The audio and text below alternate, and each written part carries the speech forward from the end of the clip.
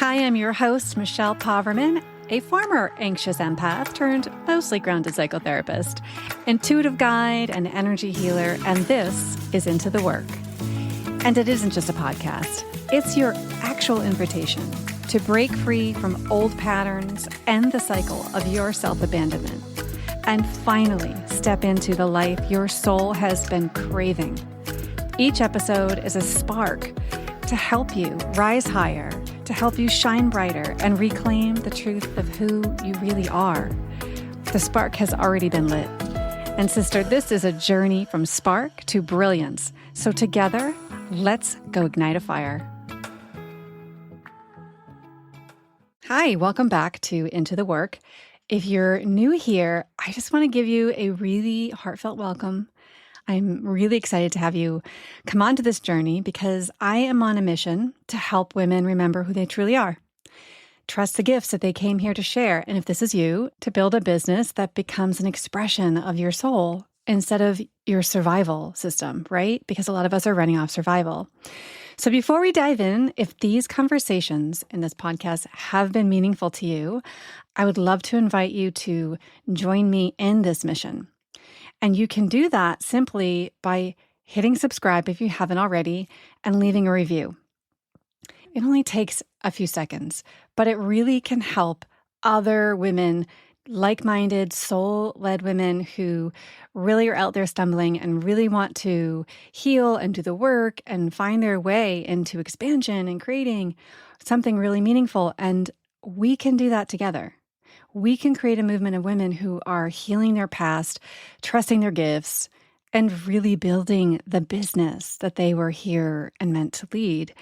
And you know, as well as I do, if you're listening to this podcast, that we need more women in leadership roles, more women out there creating this world that we're living in. So now let's jump into the show. Can I start by asking you something?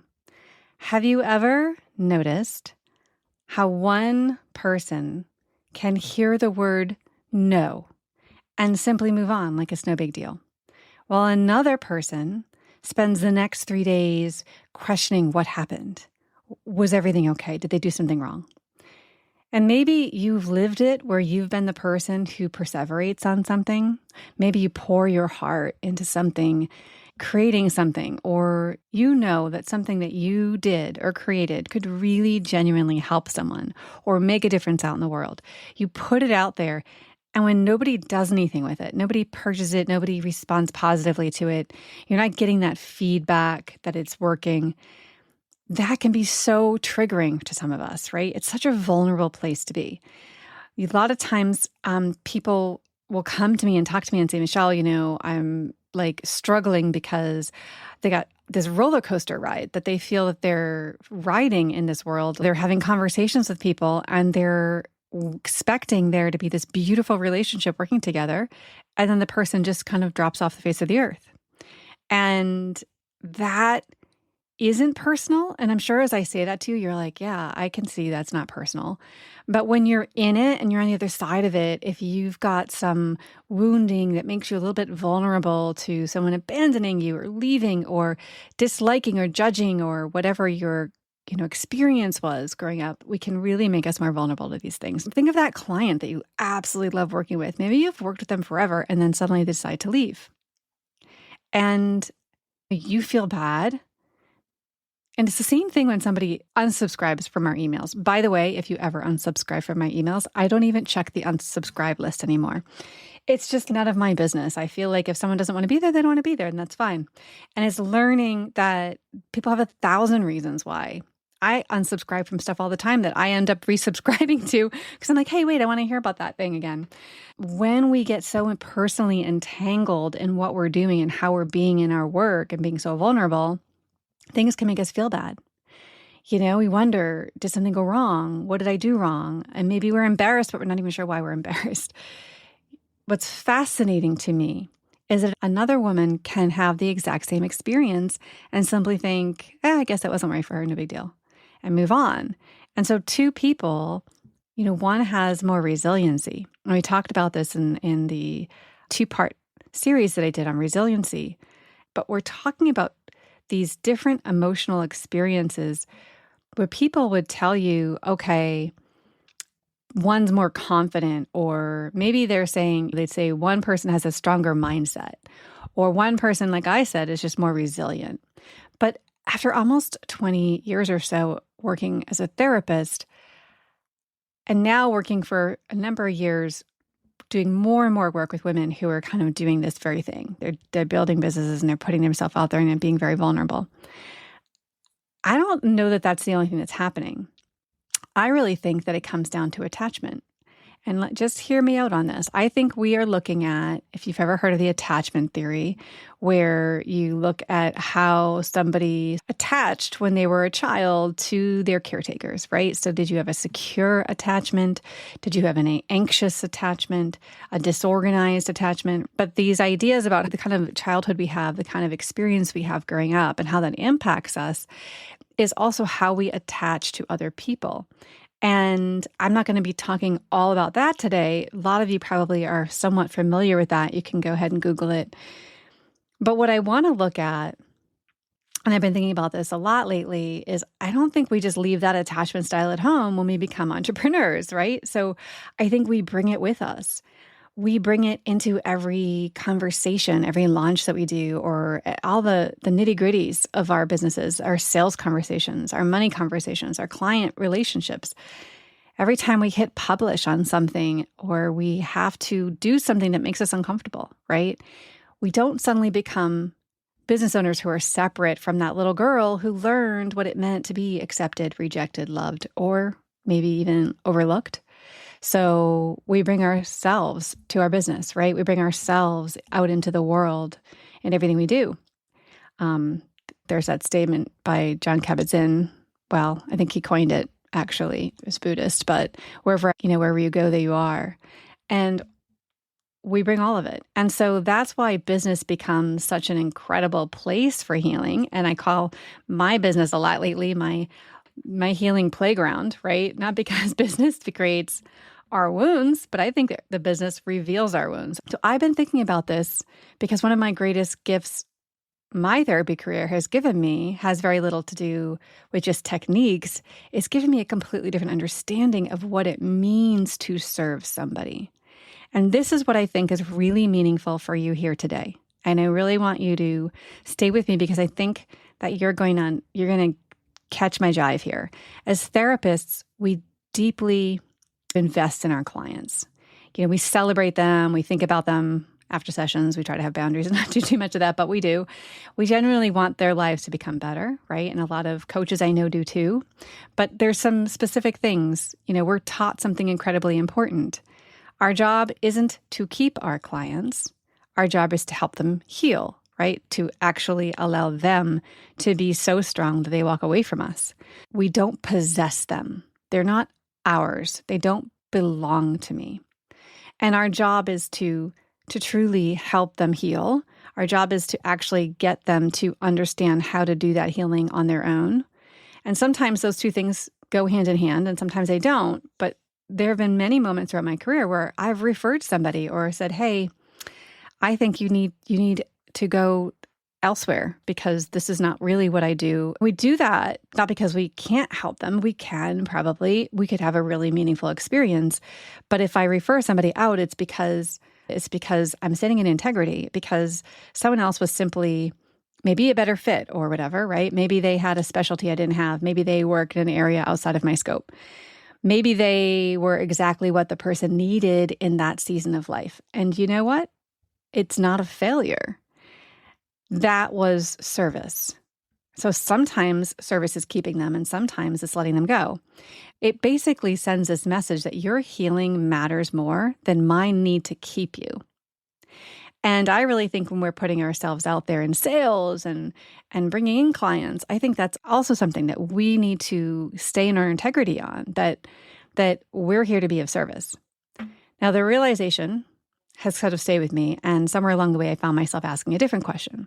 What would happen if I really leaned in and built my business the same way? And so I really have done that. I mean, I've really from the beginning sort of asked myself, what does it mean to get into this online world? because before I had an in-person practice I do still have an in-person practice for 10 years. But I'm sharing this because I really had to look at what does it mean to be out in the world selling to the masses? How do you put yourself out there and be of service and do that work, not from fear, not trying to convince, not needing every person to choose me, but genuine service? I've heard a lot of people say just detach from the outcome. And that is something that's true, like detach from the outcome. I love the saying, actually, that my investment in you isn't the outcome, it's the process. And so when we get into the process, that's where all the deep healing stuff happens. And if we get too attached to what I think the outcome should be, then I'm starting to implode myself into your work, right? And so really, when it comes down to this, the work of how we put ourselves out there as these entrepreneurs, I think the goal that we want to learn is, how do I care without clinging? And there's a profound difference between those two things, obviously, right? So what does attachment look like in your business? I don't think it always looks the same way we imagined it. I think it isn't always obvious either. Sometimes it simply looks like checking your emails too often after you sent it out because you're just really feeling anxious, or thinking about one person who just didn't buy, never mind the 5 that did, or getting really caught up in the rejection process, the feelings that happen that come up for you that feel like rejection. And sometimes it's just even replaying a conversation in your head, wondering, did you say something wrong? Did you do something? None of those things make you bad or a bad entrepreneur, but they make you human. And what I've come to believe is that we're rarely attached to the outcome itself. I think we're attached to what we've made that outcome mean. And that's a very different conversation. So when someone says no, it's just information, right? Until your nervous system gives it meaning, right? Someone says no, it's black and white, yes or no. But until your nervous system gives it meaning, it really doesn't mean much. And that meaning that you're giving to it is usually much older than your business. Okay? It's fascinating, really. As therapists, we're always listening to the story under the story. So someone comes in talking about a disagreement with their spouse, but after a while, you realize that the real conversation isn't about the argument they had on Tuesday. It's about something much deeper. It's about the lifelong fear of not being enough, or not feeling worthy, or wondering if they're truly lovable. These are core wounds. And business works the very same way. So the sale isn't usually the story, right? The story is what the sale awakens. So maybe someone doesn't enroll in your program, or maybe a part of you immediately wonders if your work isn't valuable enough. Maybe someone questions your pricing and suddenly you feel the need to justify yourself, like you need to argue something. Or maybe a client decides it's time to move on and simply, instead of honoring that season, you begin wondering what you could have done differently. And now, do you see how quickly we make those moments about us? And not because you're being dramatic, you're even fragile, really. I mean, we're human beings, and your nervous system has been collecting evidence your entire life about what it means to feel safe. So that's why I've become fascinated with what I call our core wounds and how they're operating, and especially in the workplace, and particularly with entrepreneurs who really have to put themselves out there day in and day out. Because after years of sitting with women in my therapy office, and now with women building incredible businesses, I keep seeing the same 3 stories.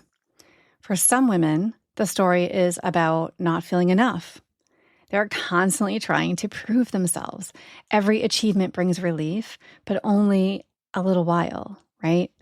Before long, there's another mountain to climb, because somewhere inside, they're still hoping that the next accomplishment will finally answer that question, am I enough, right? Everything from the external world has to tell them whether or not they're enough.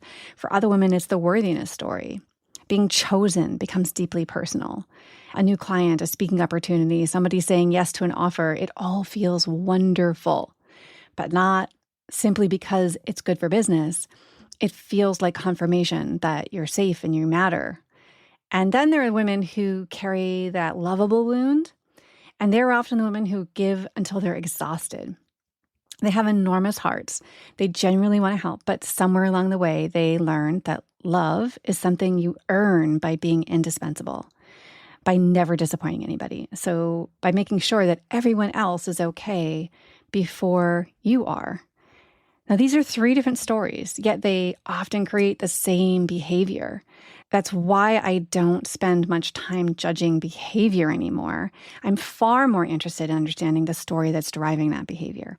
Because once you understand the story, something beautiful happens. You start asking, oh, wait, is that old story again? Right? You wake up and you start asking that kind of question, and that changes everything. It creates just enough space between you and that pattern that you no longer have to become the pattern. You're not on autopilot anymore.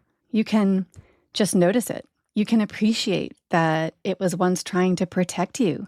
There's a lot of beautiful work that you can do in there with these things and make a difference and totally become freer. And then you choose something different. To me, that's what actually healing looks like. And it's not becoming someone who never feels disappointed. It's becoming someone who no longer lets disappointment define them and tap into that core wound and say something's wrong with you. So maybe as you've been listening today, you've recognized yourself in some of these patterns. Maybe you've realized that you've been carrying far more than the work itself, right? That there's something happening underneath it that the work is triggering. Maybe you've seen that underneath the stress of launching or selling or putting yourself out there or wondering what people think, opening up that business and marketing it, there's actually a much older story quietly asking for you to be healed. And if there's one thing I hope you take away from today's conversation, it is this, that I believe your business doesn't create your wounds. It reveals them. It reveals the places where you still look for someone else's yes to answer a question only really you can answer. It reveals the moment where one old story takes over and begins making decisions for the woman you're becoming. And so you start stunting your growth, right? You can't really move forward because that wound is coming up and sabotaging you and keeping things smaller. And while that can feel really uncomfortable, I actually think it's one of the greatest gifts that entrepreneurship has to offer, because once you can see the pattern, it's hard to unsee it, but you can also begin to change it. And that's exactly why I've been so excited to share what I've been creating behind the scenes. Over the past several weeks, I've been pouring my heart into developing something that I truly think can be helpful so that so many women can finally understand themselves in a completely new way. So it's really just a short quiz that uncovers two things. First, I've kind of manipulated it so that, and I'm telling you, I can say this to you because I think you get it. I have totally channeled the outcomes to every single one of these personalities. I've really tapped in and opened up my heart and my field to open up to what it is that you really need to hear about yourself. And so there's a soul level gift that gets shared for you about what you're here on this planet doing and the extraordinary way that you were naturally designed to lead or serve or make an impact. And the second is it identifies the core wound that's been quietly shaping the way that you show up in your business. I want to help you to finally give language to patterns that have probably been confusing for you for years. Because once you understand the story underneath the pattern, like I said, you stop fighting yourself. You stop being in resistance to things. You stop creating struggle, pain. You stop suffering. You stop wondering what's wrong with you. And you begin healing the part of you that's working so hard to protect you all this time. So this quiz, this is your next step. And maybe you might even see yourself in a way you haven't before. So as we're closing here, I want to point out, I'm going to say this once more because I think that it's catchy and actually very important that your business isn't creating your wounds. It's actually revealing them. Really, really sit with that today. And maybe just maybe it's one of the greatest gifts it's ever gonna give you. You never mind financial reward, never mind all the things that this thing hopefully becomes a living, breathing, beautiful extension of you. And in that process, in order for this thing to become this beautiful, big extension of you, you have to grow in such a way in order for that to happen. And so I'm really excited about this work. I hope you go check out the quiz. You're going to see the link in the show notes because I really do believe that's the next step for you to go ahead and see how you feel, see what you get. I'd love to hear about it. Go ahead and reach out to me. I'm on Instagram at Michelle Poverman. This will get you on my email list so you can just hit reply and let me know what you think, and I will get back to you. I'd love to hear from you. All right, so with that, have a beautiful week. Bye for now.